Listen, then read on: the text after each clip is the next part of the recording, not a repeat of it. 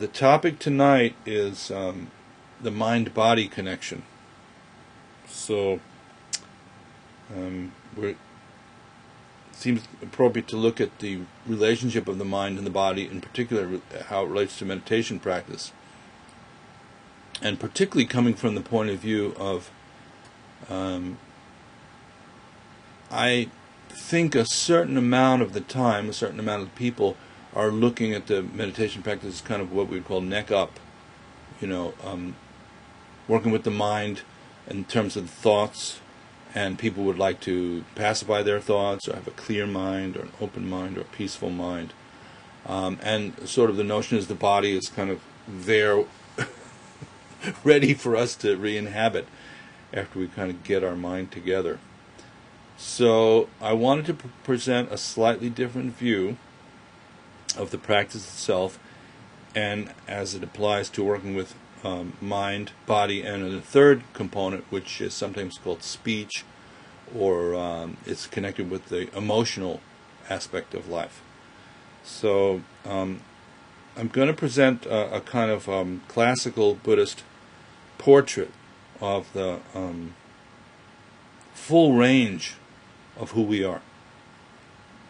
And it's called the Trikaya. Three kayas, and kaya spelled, for those of you who are taking notes, which I recommend, is K-A-Y-A, which means body. So the Trikaya, in a sense, is the three, sometimes called the three bodies of Buddha, or the three aspects, the three dimensions of an enlightened being, of our being. And so the sort of paramount one is called the Dharmakaya, the body of Dharma. And sometimes this is called suchness, or as it is, ta, as it is. And the idea of that is at the level of the mind, in its purest sense, there is a kind of fundamental primordial quality of open space and awareness. That's actually the nature of our minds. And that means that before even a thought is formed in our mind, before a million thoughts are formed in our mind, which is the mind we usually bring to the meditation cushion, and before any sort of sense of duality about oneself and our projections and who's doing what to who and what happened and when did it happen and all that, there's a pure, clear, open quality of mind that you could say is just a natural, unconditional wakefulness and awareness. And it has certain qualities that are described. If we want to clue into that, when we are meditating and we bring our mind back from the thoughts to the breath, in between there's a kind of open space that sometimes people talk about as gap. Sometimes like the space between thoughts, which is not a dead space, but it has a kind of quality of awareness, and it's cognizant as opposed to dull. So you could call it the resting mind, the mind that doesn't need to be engaged in any particular storyline or particular activity. So that fundamental clarity is always there. So, for example, let's say we're very upset about something, and then at the same time we're aware of the fact that we're upset. That kind of awareness is pure. It doesn't have any bias. It doesn't really have an orientation towards winning, losing. For example, if we are losing, that would be the awareness that we're losing. If we're playing a game, 90% of us is fully connected to, like, let's say we're playing a ping pong game with somebody and we're getting trounced. 90% of our awareness is going into sort of the pain and the drama of our game and our losing. But 10% of it is simply aware of the whole situation, the shape of the other person playing the game, the table, the rules of the game, all of the feelings that we have, where the ball is at any one moment. And that quality, even no matter how bad things get or how good things get, is kind of completely unobstructed and not really seduced by any of the activity in the mind. So that's what we mean by the Dharmakaya, is the sort of ground awareness. And then we have the level, what's called the Sambhogakaya, which is Sambhoga Kaya, Kaya. That's the air conditioning Kaya. Sorry about that. Hopefully it'll go off again soon. And the Sambhoga Kaya is called the body of energy, or sometimes translated as bliss. Dangerous word to put out there, lest we get too attached to it. But the idea of free energy, like when you're very happy, you feel joy, right? So it doesn't really feel like it's obstructed by anything. If you're in love, you feel passionate energy. If you're, getting a job done, you feel the energy of activity and motion, wind energy.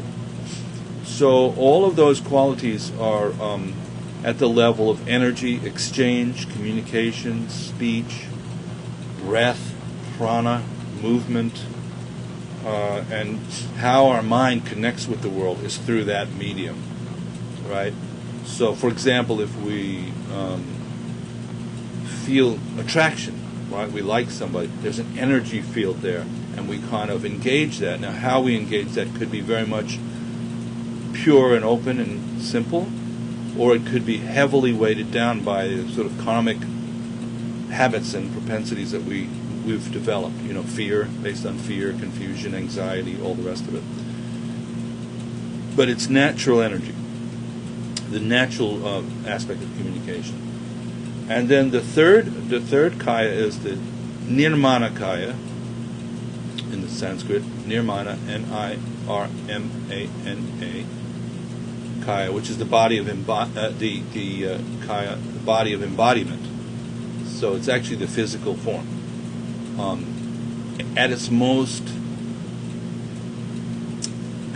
its least psychological aspect, just the form, right? So our form, though, is always connected to these other two kayas. That's why we're alive, actually, and we're connected to the Sambhoga Kaya, the energy of emotions and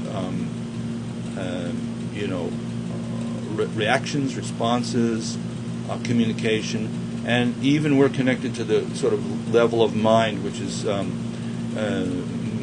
very open and aware all the time. So roughly these correlate to body, speech, and mind. When we're really talking about our practice and our life, both consist of developing a relationship with body, speech, and mind, and in particular ours to start with. But it obviously has also larger implications, because the world, for example, is body, right? And the weather is speech. The movement of energy around the planet, clouds, the rain, the sunlight coming through. And then mind would be correlating to kind of the vastness of space, which is all of it. In other words, all of that is happening in a kind of spacious environment, which anything and everything can happen. Planets come in and out of existence, the sense of space and time being, extremely, extremely vast. So, body, speech, and mind is what we practice with. And so sometimes we think that only thing we're practicing with in meditation is the contents of the mind, the storylines going through the mind, the discursive chatter. That so many people come to meditation and think, I'm going to work with my discursive chatter. And unfortunately, a lot of people think they're going to stifle that and have some miraculous relation to tranquility by stifling the movement and energy and content of the mind. And actually, that's kind of probably, arguably, not the most productive notion of meditation, because it involves us then with a struggle with our mind, where we're only really working with the content of the mind, not the ground awareness at all, A. And B, there's so much material ingrained and habitual patterns there that the idea of just simply squashing it and repressing it and then somehow we'll have happiness and peace is kind of a false, as far as I'm concerned anyhow, notion. From the point of view of the meditation, there's no problem with the energy and content and motion of the mind. It's just we've become so fascinated and obsessed with it that we've lost the ground awareness.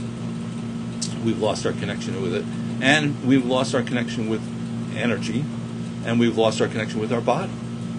So we're not actually present with the mind, speech, and body. So when we're practicing, the thing I wanted to suggest tonight, yes, Sambhogakaya. That's exactly right, Renee. And good evening, Tara. And Marzia, great to see you from Roma. Fantastic. So we have people from all over the world right now, which is kind of spine-tingling in a way. I'm excited by that, and kind of a new paradigm for communication, live communication that's two ways. And that would be, we're really not communicating through body so much at the moment. So that's one of the things about the internet, is it's really oriented towards speech and mind. And the representation of body that you see is a sort of partial representation. So you sort of see a representation in my physical form, and you're hearing my voice. But it's a little bit remote. So it's going to be interesting to see over time if anybody could really, really go, how far we could go with practice in a virtual domain. Because eventually, it's very good to be in a room with people if you want to have a complete communication. And the reason is because the Nirmanakaya is we call it sometimes a domain of wisdom. When all the ideas we have, when all the experiences we have come down like resin and descend into the level of the body. And, at that point it's a difference. It's like the mind has knowledge, but the body has wisdom. And when we meet great teachers, they're the embodiment of wisdom. And so the Buddha that we know, that we're referring to historically here, is called the Nirmanakaya Buddha, the Shakyamuni Buddha that we know about, that lived 2,600 years ago, and was definitely in a physical form, in a physical body, just like us. So that quality is something that allows the communication to come all the way full circle. It's considered extremely auspicious for us when we meet an embodied teacher or part of a lineage in which we can talk to them, touch them, go for a walk, have dinner,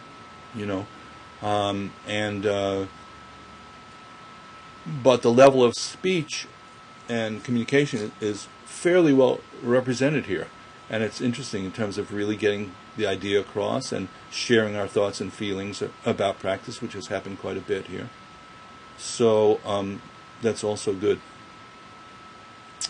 And the notion here is that if we're going to create a meditation practice, we're really talking about, there should be instructions for all three levels. What do we do? What's the instruction for working with the mind, the sort of level of abstraction and sort of the area where thoughts are generated from, and the thoughts themselves as the content of the mind?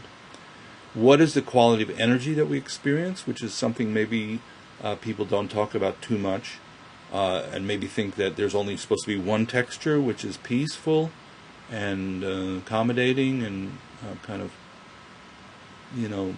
easy or laconic. But actually we're going to talk about working with all the energies that arise, which in both their most confused and their most enlightened dimensions, and being very open to whatever comes up in that area. And sometimes that can open somebody's meditation practice tremendously when they realize that they should include or can include that aspect, the energy of the emotions. And that it's not about becoming emotionless and void in a negative sense, even if that might feel like, blissful. The premise with all of that is there's no real problem with the mind. There's no problem with the contents of the mind. There's no problem with the emotions, even when they're distorted and confusing. It's fundamentally not considered a problem. And there's no real problem with the body. Even if we have illness or obstructions that we're working with, or even if we're, very, very healthy. Eventually the body goes through cycles that we all know. Those of you who are younger can take a look at me. And you go, well, gee, that guy looks funny. He's got white hair, if you're 30. And, intellectually that you will one day have white hair. You may put off the actualization of it by using dyes and bleaches and stuff like that, but your hair is smarter than that. And we go through cycles with the body. We need to respect those cycles. It's not the same for somebody who's 75 sitting or running a marathon or trying to be healthy. It's not the same agenda. So, but I'm not 75, I'm happy to tell you. So, there's the air conditioner.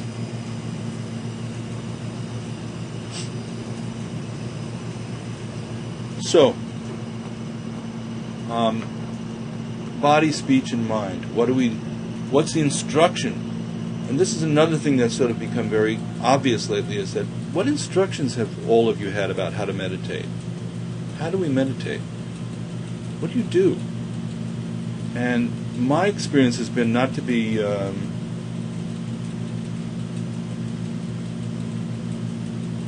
provocative about this, but I do travel around and teach meditation a lot.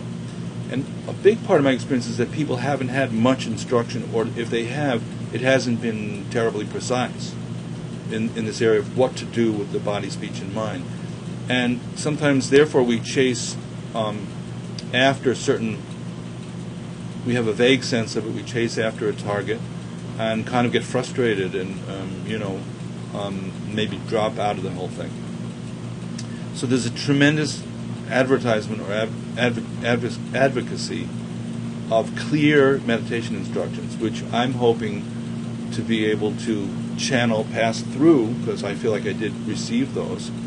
And I'm hoping that some of you who started training will then be able to pass it through to the next group of people coming along. And that kind of relay race of information is called lineage, in the Buddhist tradition. It's highly valued. Otherwise, it's, kind of meditation death by rumor. A vague sense of what we're doing, what the results are supposed to be. And in that space, a lot of just kind of push-pull comes up. I didn't get that, I'm trying to get this, whatever. So, with the body, we're trying to, develop a sane, healthy, appreciative, positive relationship with our body. And that means taking care of our body, getting enough sleep, not straining or stressing it, eating well. Buddha went through all the ascetic practices that people have done over the centuries, denying the body, of mortifying the body. He did all of that. And if you want to do it, you can do it, but if you want to take his word for the fact that it's not really, at the end of the day, going to be that productive, because that was his discovery after he did all that stuff of kind of, supposedly he was down to 1 grain of rice a day, in an attempt to sort of have the body be very, very light and not obsessed with food and so forth. And then he felt like, I think most of us would, he had a little yogurt shake, and felt like 1,000,000 times better, and then also felt like he could practice much better. So everybody knows that story, and that's sort of the discovery of the middle way. On the other hand, if we stuff ourselves day and night and have too much food coming in, we tend to get sicker faster and sleepier and so forth, so that might not be the ideal relationship to the body as far as if you want to meditate while you're still in that body, which is highly advised because there's a lot of advantages to it. So, the body of meditation is taking a good posture, and all these instructions. Seth, could you also post again the link to the meditation instructions, if you wouldn't mind? So it'll show up in this scroll here. I want to say again, for people who are joining us, if you want to see what other people are saying and contribute to the conversation, you just have to open a second window, facebook.com/DavidNictern, and there'll be a scrolling list of comments there, and you can type yours in there and see what other people are saying. You may have to refresh that screen from time to time. So, Seth is going to post a link to the meditation instructions that we're doing for the new people who haven't had a chance to see that yet, of just doing sort of the basic sitting meditation practice. But this would then apply towards whatever we're doing with our body. It's just in sitting meditation we take a great posture, and a lot of us, have a habitual slump or a kind of shyness or embarrassment about it. So the posture is either cross-legged or kneeling on the floor or sitting on a chair and making good contact and just resting your hands on your knees, thighs, and then extending the long spine, which always you'll feel much happier and healthier if you do that. And then the head is sort of level, and the sense perceptions are open but relaxed. So that's a notion that we think, well, we're going to go somewhere else, right? I'm going to go inside, I'm going to go in some dreamy place. But we're really just allowing the body and all the sense perceptions just to be very present and open, but we're not obsessing on them, and then we're not, sort of collecting a lot of new information obsessively. So you could say the sense perceptions are awake but relaxed. And that includes the eyes being open halfway with a soft downward gaze for most of this kind of practice. So that's called taking your seat, as per the instructions. Even when you do that, you feel it really breaks a lot of karmic patterns, just to stop, pause, take a good seat, and just pause for a minute.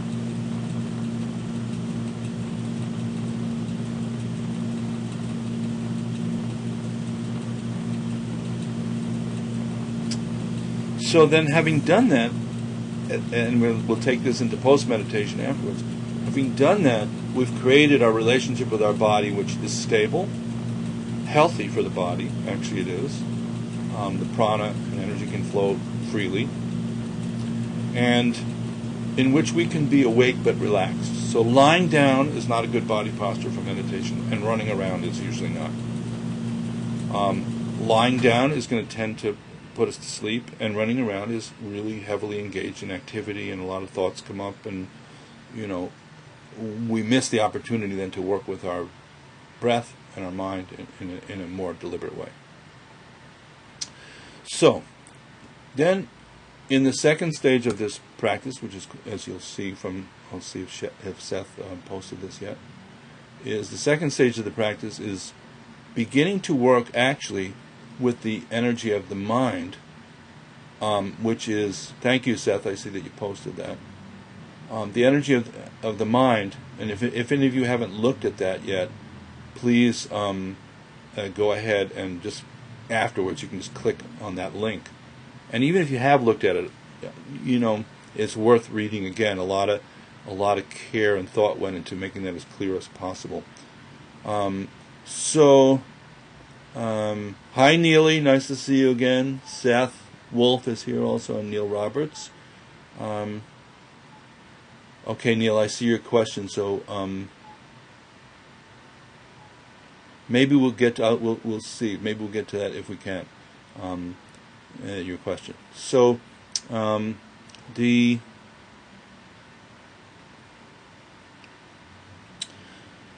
mind has a kind of omnidirectional quality, right? if you don't sort of pay attention to something specific, it kind of starts noticing everything. So that's more in the vipassana or awareness kind of quality of the mind. If we relax our mind in that way and it's able to pay attention through the sense gates to everything going on around us, that's quite a wakeful kind of quality. But the problem is we tend to drift into paying more attention to what we're thinking about. And that's like watching the movie in our head and getting completely lost into it. So the idea of focusing our mind on one thing, which is the idea of shamatha meditation, focusing the mind, is to break through, to cut through our absorption, a kind of meditative absorption. So we're meditating on the thoughts in our head, and we're paying attention to that to the exclusion even of what's happening right in front of us. Even somebody could be streaking through the studio. For those of you who remember streaking, somebody used to take off their clothes and run across the backdrop of somebody talking like this. We wouldn't even notice it. You know, if while we were meditating, somebody ran across in front of us with no clothes on and ran by. If we're too absorbed in our thoughts, we don't even notice what's going on around us. So the purpose of one-pointed concentration or shamatha meditation is to allow the mind to cut through, cut away from, like as they say in the film, cut to. If this was a movie, you'd be watching, your argument with your boss playing out in your mind, and then and cut to awareness of the breath. So, in a way, when we label thinking to pay attention to the breath, we're saying, and cut back to the breath. So I'll talk more about that in a minute.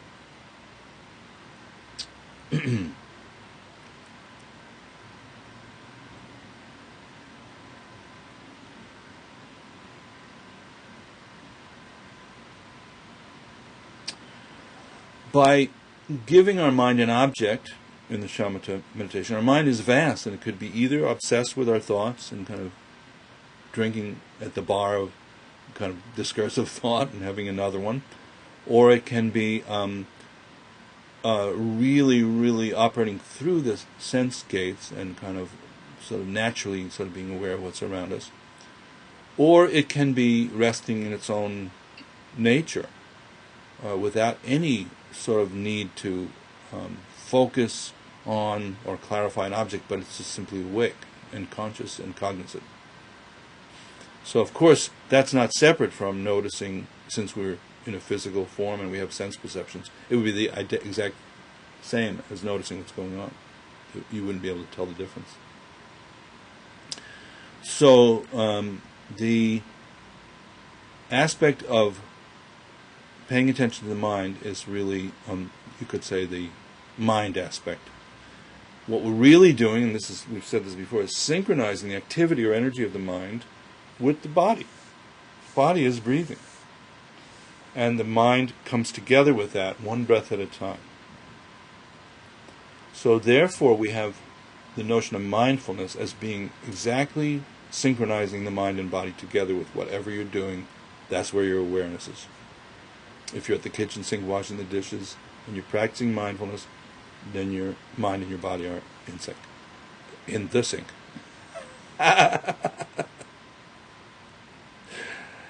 Yeah, sync in this case, S-Y-N-C-H, not S-I-N-K. So that would be funny, right, if we had the language barrier. Yeah, David Nichtern said that meditation is about putting your mind and body in the sync. But it's in sync, synchronized. So, the third element of the practice is actually a little bit subtler, and the instructions are quite subtle.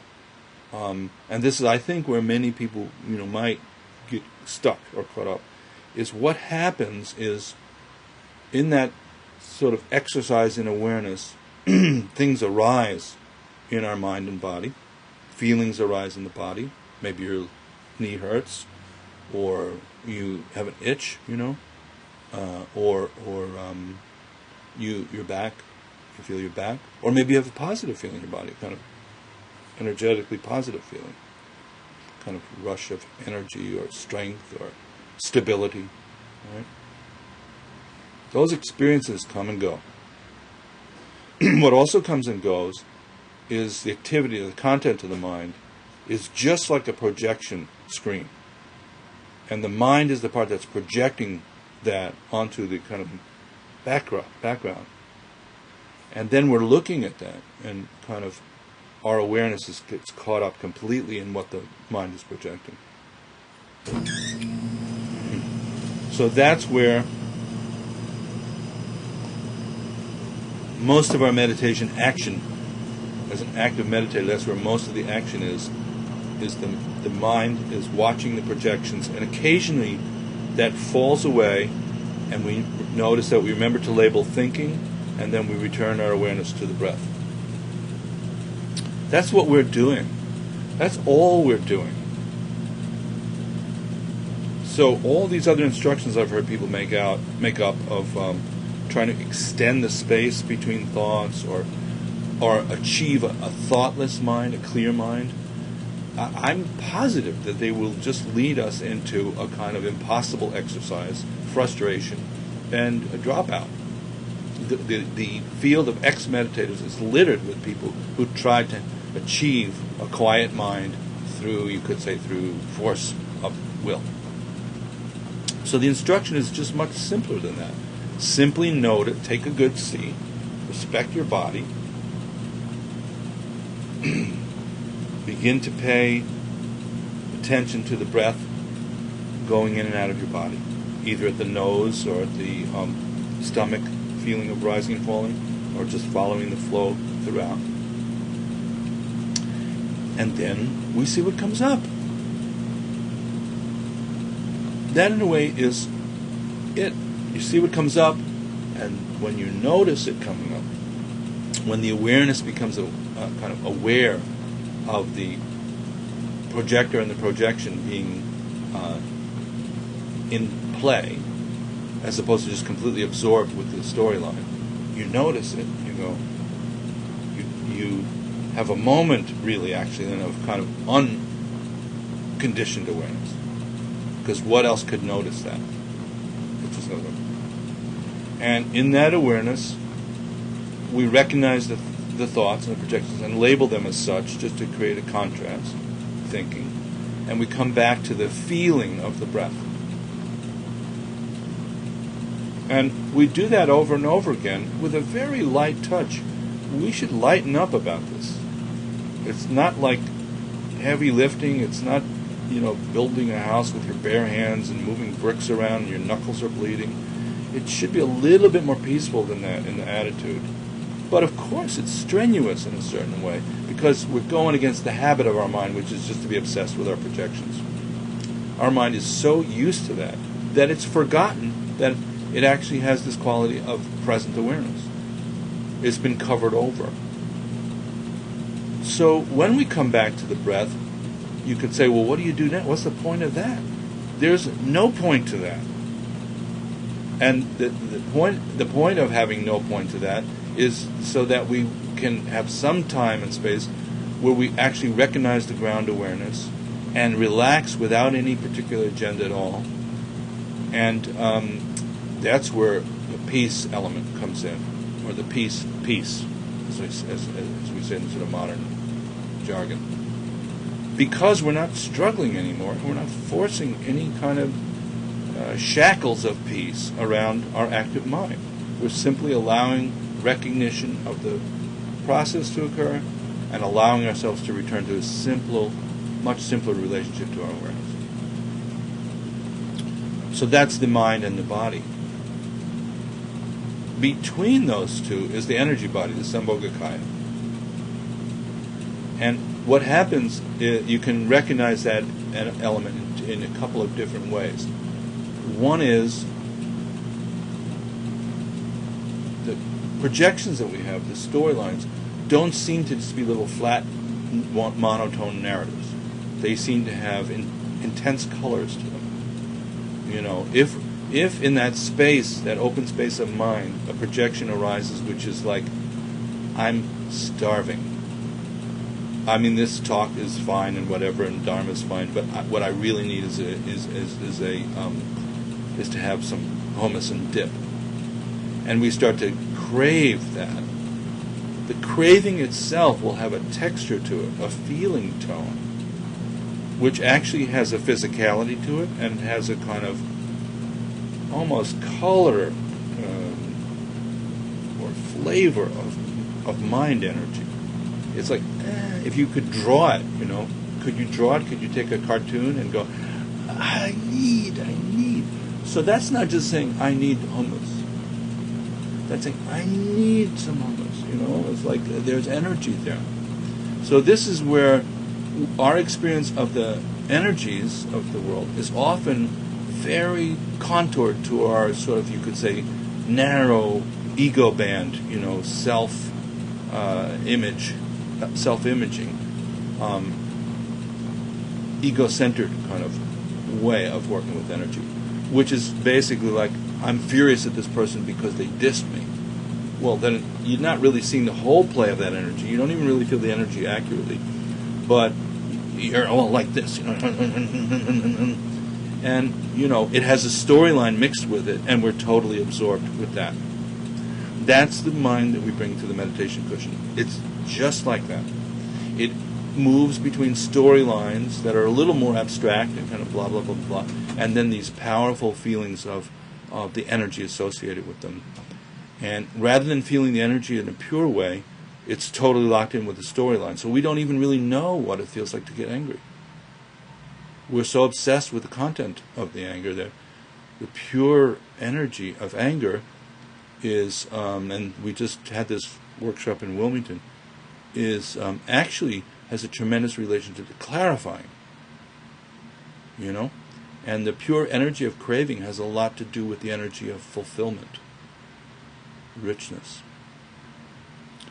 So we're just beginning, you could say, in our meditation practice to create some kind of more sane relationship to these energies and recognize that they have a transcendental quality.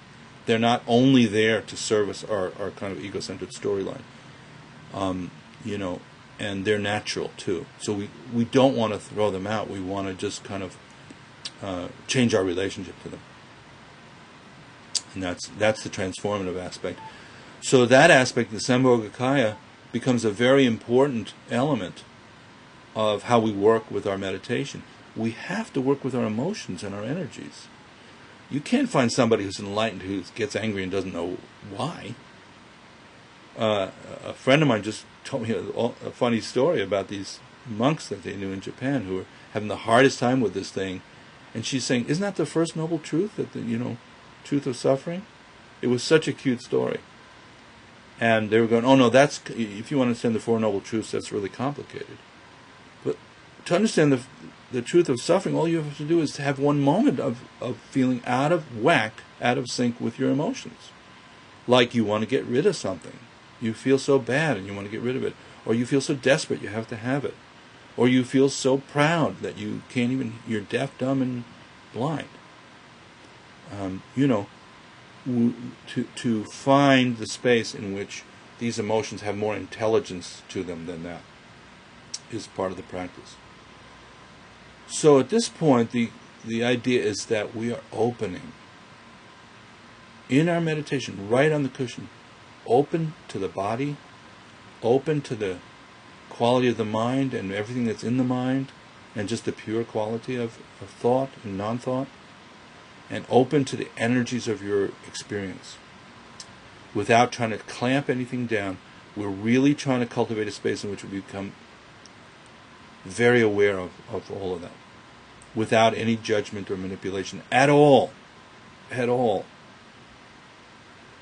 So that's contrary to our habit. Usually we're trying to manipulate all that stuff to get what we think in a limited way is going to be a more positive result. We're control freaks, basically. And we're living in a world that needs some elements of control, but probably we've put all the dials and knobs in the wrong place.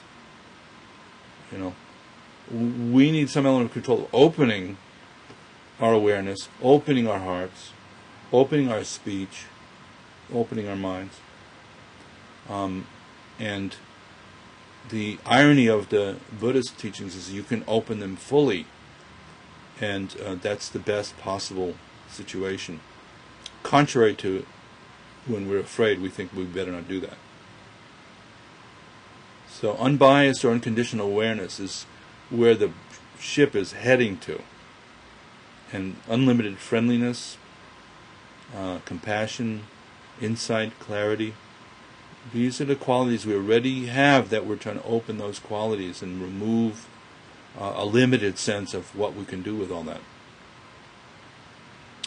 So, making a relationship with the body, being open to the emotional energies that come up, not trying to shut it down or manipulate it, and really recognizing the natural quality of the mind's awareness without any content, just the natural quality of it. And that, of course, includes seeing the thoughts. It doesn't mean you have to not stop thinking, because that's included. So then our meditation can move towards a much more kind of, our discipline is very, our control is very subtle and very light touch of, since we're way distracted, we can't even get onto the playing field, using a little thread of mindfulness, then cultivating awareness, then maybe cultivating openness and compassion by sort of opening some of those gates up, But gradually we just come home to the notion that all of this is a tiny little inch away rather than miles and hundreds of miles away. So then in life, we have a body and we have emotions and we have mind and mind activity. And if you can progress your practice to the point where there's not a huge difference between when you're sitting on the cushion and when you're having a conversation or operating your technology or washing the dishes or cooking, then you have the post-meditation practice adding to the fruitional possibilities. And the great thing about seeing post-meditation relating mindfully and openly to the body and in a healthy way, and to the speech and the breath and the emotions in a healthy way, and to the mind and the contents of the mind in a healthy way, that we're in post-meditation probably 23 hours a day, and maybe only formally meditating an hour a day. So we should not even hesitate for one moment to think that all these principles apply off the cushion. And the key is the spark of recognition, recognizing that awareness is present in the situation and allowing that to come through and decreasing or cutting through our obsession with our projections and being just sort of stuck there. So I think that's mostly what I have to say about this, and I'm going to invite everybody, maybe you have already, to lob in some comments or questions, and we'll spend the rest of the time discussing that. Again, sorry for that air conditioner. If there's anybody new, I'm reminding you that if you want to comment or see the flow of comments, simply type in, open a second window in your browser, type in facebook.com/DavidNickturn, and then you'll see a scroll there that you can add to. And right now it'd be really great if you feel like adding in your comments and questions and points for discussion. You can see other people's comments, so you can respond to those as well, and we'll present those. And then for those of you who are, again, watching in non-real time, obviously you can't do that. That's the benefit of showing up live, is that we get to have a sort of live conversation. But I would also invite you to feel free to just lob me a message on Facebook if you have any questions, or we post pretty periodically, so you could throw it up on one of those comment scrolls. And let me take a look and see. Pretty sure some people have written in by this point. And for those of you who are watching non-real time, I'm also going to voice the question so you'll know what people have said. But now, please do feel free to lob in comments and questions as much as anybody likes to. So, hi Billy Buzino, wow, nice to see you. And Jello is giving she's a yoga teacher, and she's giving a practical piece of advice that keeping the hips higher than the knees in the body realm helps with lower back pain. So that's a good point. Sitting on folded blankets if you don't have a cushion. So she's just giving a very practical piece of advice there. Seth Wolf is saying, laugh out loud, but I'm not sure exactly what they're referred to. So Seth Wolf, maybe you can be more specific and write back. And let's see. So again, I see quite a few of you online, so please do type in a question or comment so we get into the discussion part. It's not just all me. Yeah, so Laurel, I hope I'm saying your name. Is it Laurel or Laurel? I'm not sure. And can you also, when you type in, just tell me where you are, because that's fun for everybody. Laurel is saying, any thoughts on working with the emotions during meditation, i.e. anxiety? Definitely, there are some, recommendations for how to work with the emotions, because one of the qualities of the emotions is just like water. Like a tsunami comes up and you say, how do I maintain my stability of practice when there's a kind of very vivid emotion? And the word emotion is funny because it has motion built into it. It tends to move us. It tends to move us. If we're angry, it tends to move us across the room to hit somebody. If we're passionate, it tends to move us across the room to hug somebody. And anxiety is a very interesting energy, and I don't mean to be, I'm not trained in any kind of clinical way, so I'm not going to talk about it from a clinical perspective, but just from the point of view of the experience of meditation, how to work with that. My personal experience of anxiety is that it's future-based primarily. Something could happen in the future that would not be good, So a lot of energy of the body systems and the emotional systems is marshaled as if we need to go on to yellow alert, right? So anxiety has the quality of yellow alert, like,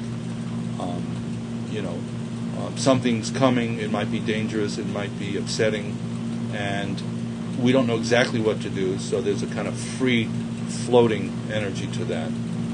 And my recommendation would be just experience the energy of it, and in a way label label thinking. If you get involved, if there's a storyline to it, we can definitely tag that and say thinking, and also feel from a Vipassana sense, what does that feel like? Because at that point, once you've identified the thought and separated the thought from the energy from the energy of the emotion, you'll feel it as body. That's why I'm saying you got to meditate with the whole body and the emotions and the mind. That's not just a purely mental event in an isolated sense. The body has all kinds of things going through, and our recommendation is bring them into your field of awareness and just be aware of it in a very non-judgmental, non-manipulative way. Don't even think about, I got to get rid of this. That will create tension on top of the anxiety. Just go, I am ready to notice the detailed storyline and let that part go. And then on top of that, I just want to include with my attention to the breath just a kind of sense of becoming sensitive to being aware of what the energy feels like. So that would be true for anything that arises, even depression or anxiety, or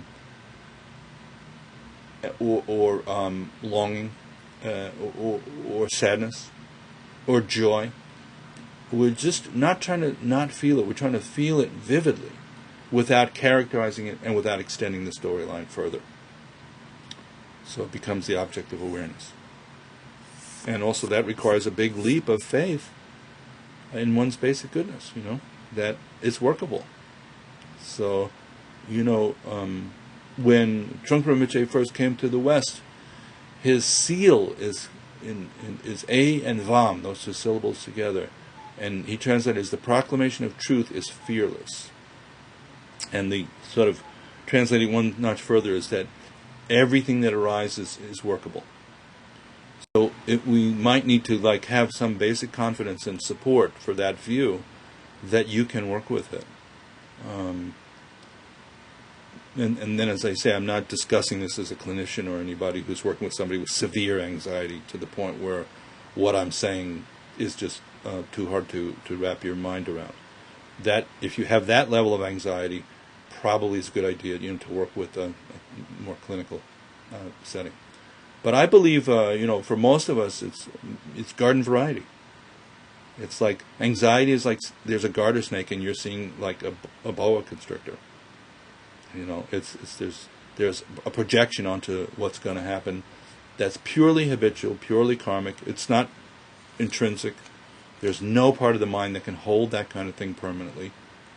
And so if we can rouse our sort of confidence in our own workability and basic goodness, and then develop curiosity and bring the awareness to that, with that, and really be disciplined about not just engaging the storyline over and over. So I hope that's helpful, Laurel. And please feel free to write in again if that wasn't clear. So I'm going to look for more questions for a moment here. Oh, okay, now we have quite a few coming in. You guys are the greatest. We're online and rocking it. Virtual. Wow. Okay, a lot of questions. So let's see how we can take a few of them for sure. Neely, Laurel is asking my question. Only primary emotions coming up for me, the primary emotion coming up for me are grief and anger / frustration. Some of this is anger, frustration that my body has chronic problems that don't get better the way I would like. Yeah. Well, let's say, Neely, if we followed what I just said, in terms of talking to Laurel, or Laurel, I'm sorry, Laurel, I don't know how to pronounce your name. So Laurel also said that explanation helped her. So maybe, I wonder, Neely, if we could apply it again and just say, those thoughts come up while you're meditating. They're going to come up. Why wouldn't they come up? Why shouldn't you be angry and frustrated? You might think, well, if I were a Buddha or something, I wouldn't be angry and frustrated. But who cares? I mean, that's your life right now. So those things come up. That's like the start where you are part of the program. Now, if you can, though, separate out in your practice, label the thoughts thinking. So you recognize we've become way attached to the text line, the narrative, and actually letting some of that go. There you are, right now, right? With the pain, with the frustration, with the irritation, with the sense of not being able to shake this thing, not being able to transcend it. And allow yourself to feel that without any judgment or aggression. And that is not saying put the whole matter to rest. Of course, you're going to look creatively as much as possible for working with your relative situation as sanely, as intelligently, as brilliantly as possible. That's what we all do. That's part of the journey of having a body at all, that is exactly what happens at the body level, is there's a sort of, we're kind of fragile. We're very strong, You're still able to eat, I assume, and do things in the world. And so, there might be a sense of finding things that are enjoyable with it, even that include the situation you have, that you can do and that are enjoyable. And from a practice point of view, it's just going, allowing yourself to feel it. And maybe there's some sadness, too, there that you could just feel more and give into a little bit. And, softening into it. And then get all the best help you can get, for whatever the circumstances are. So I think the principle's the same, always the same. To bring it into awareness and to sort of begin to take the habitual storylines offline a little bit. They're not that productive. So let's see. Joel is saying, what part does curiosity play with the kayas?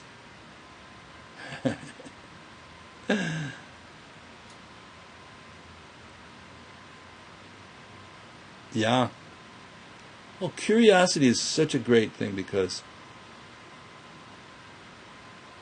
you could say that awareness is a knowing kind of quality. But on the verge of awareness, we're curious. And that's a healthy gateway to real knowledge, curiosity. Because what curiosity is really doing is saying, I'm innocent here, I'm open, and I would like to be able to separate out a kind of fixed view in which I'm not curious, right? When people have a fixed view, they're stubborn and they're thick, and they're not curious. And so curiosity to me would be a weather vane that points towards awareness. It says, what's up with that? You know that thing on Saturday Night Live, what's up with that? That would be curiosity. And what's up with that is returns us, the curiosity is a good instinct that returns us to sort of exploring the awareness more and not getting so stuck and fixed. So, anyhow. Jen, hi Jen. See you. I hope I see you at the end of the month at Kripalu. I think you're going to be there. So, Jen plays fiddle with Krishnadas, and we're going to be up with him and Sharon Salzberg, a wonderful meditation teacher, the last weekend in Kripalu. And if you come, you can see me in my disguise as a guitar player, and my happy disguise. So. Hope we see some of you there. Jan is saying, could we say that emotions are represented in all three bodies, body, speech, and mind? Well, so, yes, good point. And I think what we'd say is at the level of body, emotions would really mostly be expressed as physical sensation. You know, like, I don't know too many people who are not, kind of very heady and, maybe inclined toward anger, who are not tight in the shoulders, because that's what's holding your head up, and there's like a feeling of like, that, and the body has all kinds of emotional energies moving through it. It has just basically the Sambhogakaya energies moving through the body are either blissful or painful. When we experience joy, our body sings in a certain way. And when we experience painful emotions, our body is usually going, hey, this doesn't feel good. So the body from that point of view is just a little mirror, a little pocket mirror of the emotions and the mind. At the level of Sambhogakaya, the emotions are said to be the Buddhas. The Sambhogakaya Buddhas are the energy of the emotions, unobstructed.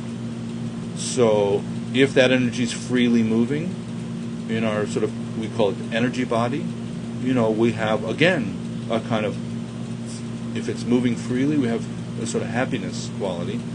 And if they're bottled up and kind of like, you might have like the equivalent of bad weather at the energy body level. If anybody can see energy bodies, you can let me know. But in a way, you can see them. It's sort of the more intangible when we see somebody and we feel, wow, they're really pissed off, and it's not even like at the level of what they said or what they did. So the energy body is something you can experience. And then at the level of mind, emotions would be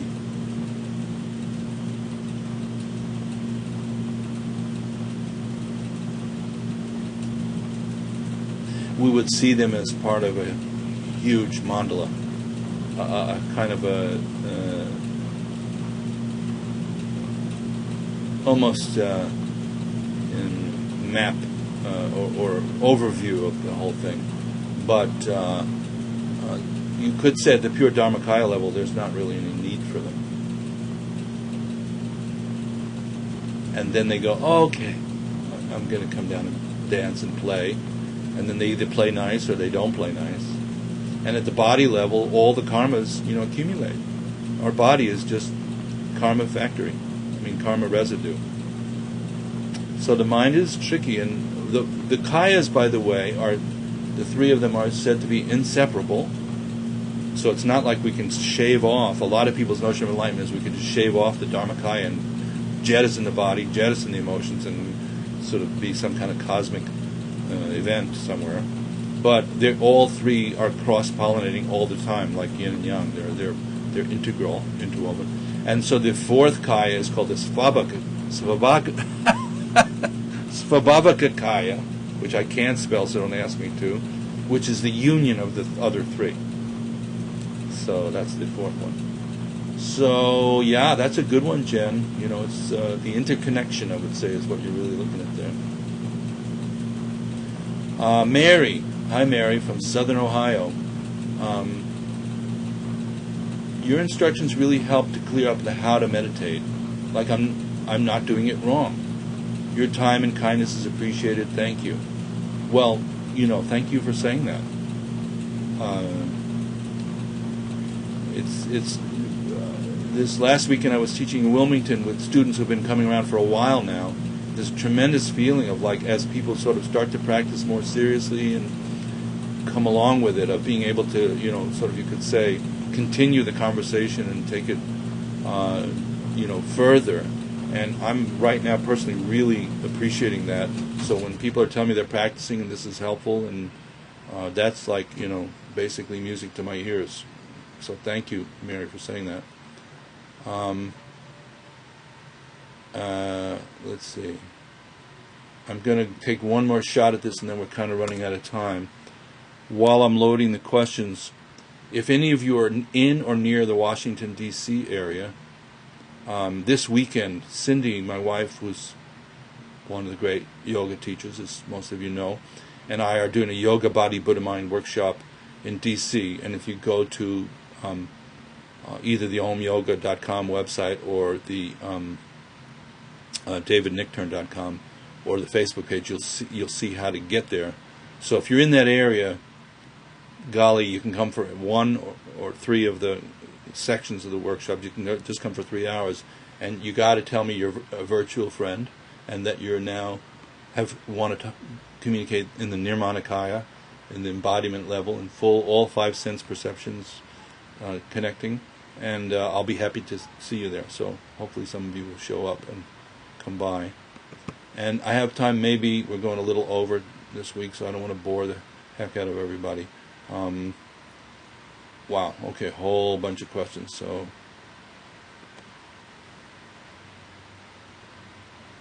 yeah, Jen, just to finish that up, she's saying, not sure if I meant to say Nirmanakaya. Oh, and the above question. Okay, wait, here's the above question. With how much time we are all plugging in online as a culture, what do you see as the long-term effects of the potential atrophy in the awareness of Nirmanakaya and an exaggeration in the activity of the speech and mind-body? Do we need to consider this imbalance as we approach our practice? Yes. That's why we balance it off with yoga and other body practices.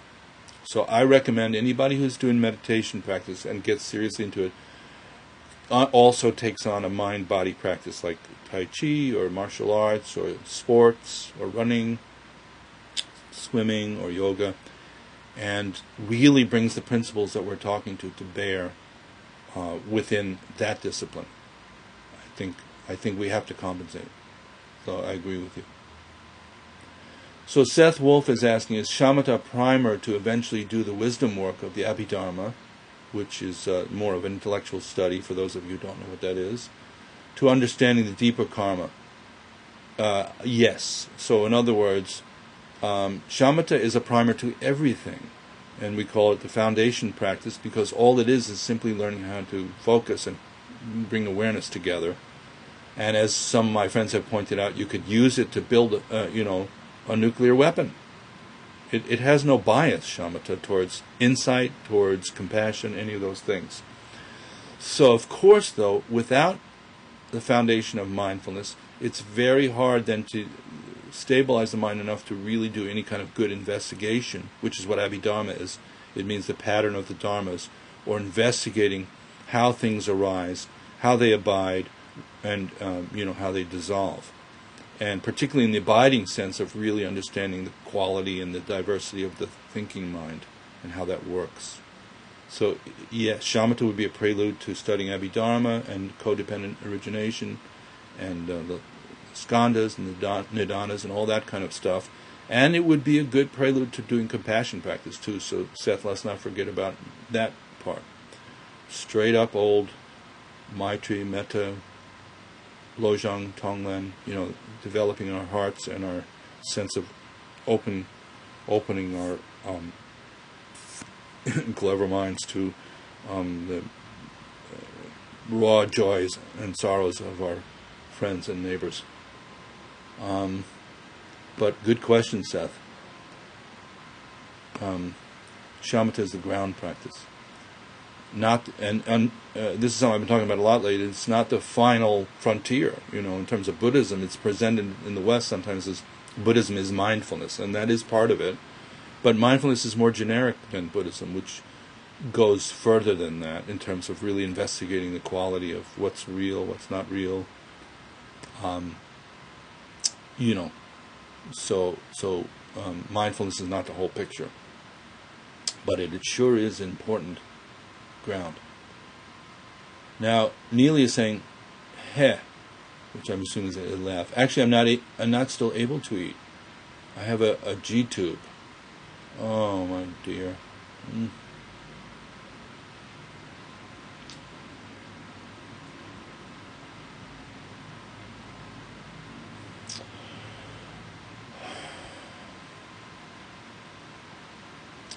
Spent a lot of time trying to change that with little success.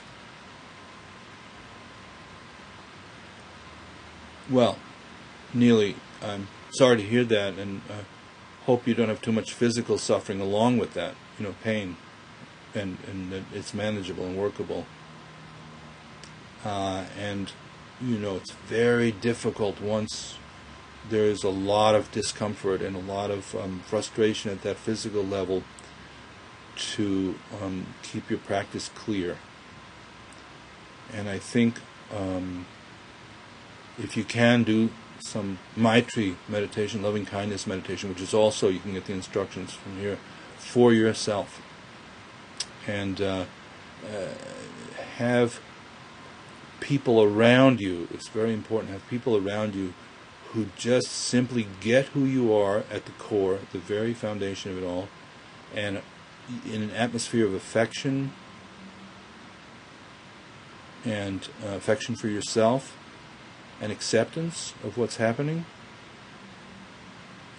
And you may have to let go of pushing too hard to get beyond what's happening. But I'm very sympathetic, and I know from our exchanges here this has come up a couple of times. And I want to invite you, if you want to just have a private chat about any of it, just let me know via Facebook, and we could even do a Skype session or something like that, okay? And just talk a little bit more about the circumstances. But I would be very happy to do that if you want to, okay? So last one, and I'm sorry to everybody if we didn't get more. This has been a very juicy topic. I still see a lot of people online, but I don't want to go forever here. So Vanya, my thought, or Vanya, I'm not sure which, sorry. My thought is that the purpose of meditation has to do with gaining power over our body and mind, finding mental, physical, emotional peace. But actually, practicing involved accepting things exactly as they are. I do believe that adding emotional criticism to what's happening in you does tend to make things worse. But how do you harness the inspiration, that dissatisfaction with the way things are, when you're practicing acceptance? Or am I completely missing the point? Wish that came out clear or hard to type and listen at the same time. Hi from Cleveland, by the way. Great question. Wow. Interesting question. essence of question, as far as I get it, is how can you accept things the way they are, but also use the inspiration to bring out the very, you could say, transformative element of the practice, which is basically you accept things the way they are, but you're also looking for a way to change the norm or the habit of how we react when we don't accept things the way they are. If we accept things the way they are, then that's a very open state, you know? And this is very clearly gives us tremendous resourcefulness to change whatever needs to be changed in any given moment without a huge agenda. This is, for me, the great teachers have all had that. They have that kind of open mind, but then right in the moment you could plug in something that's very helpful to people and sharp and clear from that agendaless space. So I think we're talking essentially about this sort of more absolute or unconditional quality of the practices, to really just recognize that things are as they are, and that a lot of the times we're making it worse by trying to improve them. But some part of our instinct to improve them is connected to our notion of transforming confusion into wisdom, transforming anger into clarity, transforming attachment into true love and curiosity, transforming dullness into expansion and accommodation, transforming pride into sense of richness and fulfillment, and transforming speed, stress, and anxiety into getting things done. So I think you can hold your acceptance in one hand and start wielding your skillful means in the other towards, moving the thing around, dharmically speaking. And that you can hold both of those at the same time. So I think that's kind of a good note to end on. I apologize to anybody whose question I didn't get to answer. Thanking you again for coming around to the virtual Dharma gathering. And we'll be on next week at 7, and we'll think of something good to talk about. So your questions have been fantastic, very inspiring. Sending best wishes to all of you, wherever you are, whatever you're trying to get going at a relative level in your life. Good wishes for that, and good wishes for your practice. And see you all in a week. Okay?